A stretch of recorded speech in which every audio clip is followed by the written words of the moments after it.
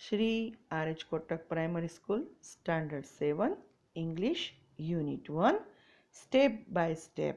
વિદ્યાર્થી મિત્રો, આજે આપણે યુનિટ 2 ભણવાનો છે. પહેલો યુનિટ આપણે કમ્પ્લીટ કરી લીધો છે. સ્વાપોથીમાં PDF પણ અપાઈ ગઈ છે, જે તમે લોકોએ લખી લીધી હશે. આજે આપણે second unit step by step, એક પછી એક પગથિયું ચડતું જવાનું અને શીખતું જવાનું, એ રીતનો પાઠ છે.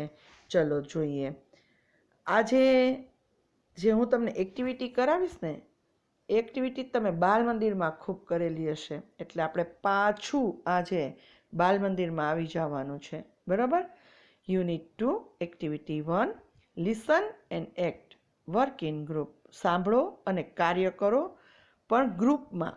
અત્યારે ગ્રુપ તો છે નહીં, એટલે તમે ઘરે હું જે રીતે કરાવું એ રીતે તમારે કરજો. તમને એમ થશે કોઈ ટીચર આવા ચિત્ર કેમ બતાવવા માંડ્યા? જુઓ તો ખરા શું છે આમાં. હજી જોવો, આમાં 2 ચિત્ર મેં તમને બતાવ્યા. ચલો હવે જોઈએ. ઓ, હજી ચિત્ર જ આવ્યું. તો તમને એમ લાગ્યું કે ઓ ટીચર ચિત્ર બતાવે છે, શું કરે છે? મેં તમને પહેલાં જ કીધું કે આ છે આપણે સ્ટેપ બાય સ્ટેપ, પણ બાલ મંદિરની એક્ટિવિટી કરવાની છે. બાલ મંદિરમાં નાના છોકરાઓ કરે, કઈ સિઝનમાં કરીને તમારે મને છેલ્લે કહેવાનું છે. બરાબર? એ એક્ટિવિટી તમારે મને કહેવાની છે. હવે આપણે જોઈએ. ઓ, હવે તો કંઈક લખાણ આવ્યું. હા, શું છે? Take a square sheet of paper, fold it along middle horizontally. એક ચોરસ કાગળ લ્યો, એને બરાબર મિડલમાંથી એટલે કે વચ્ચેથી વાળો.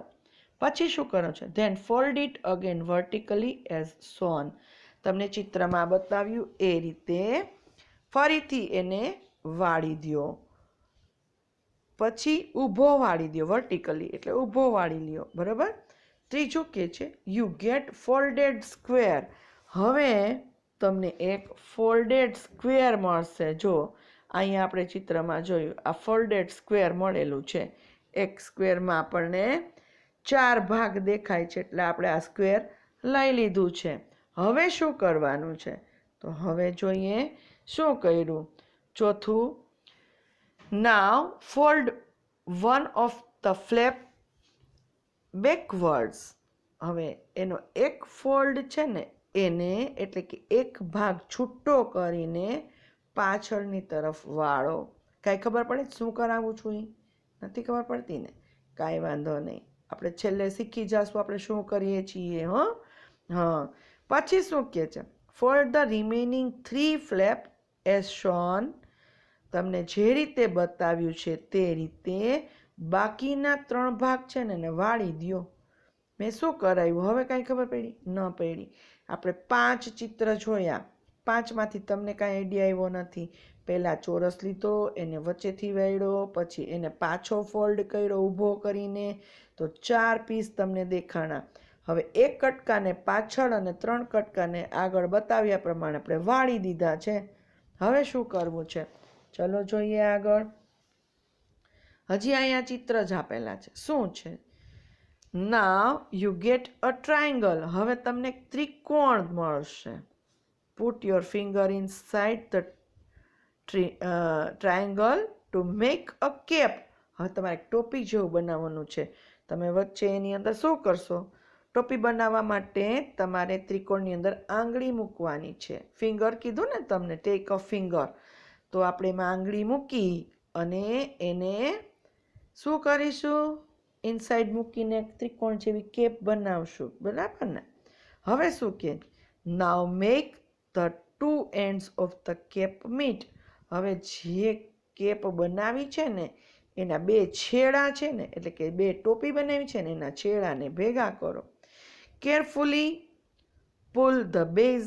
નીચેનો ભાગ, બેઝ એટલે તળિયું, નીચેનો ભાગ જે છે એને કાળજીપૂર્વક ખેંચો.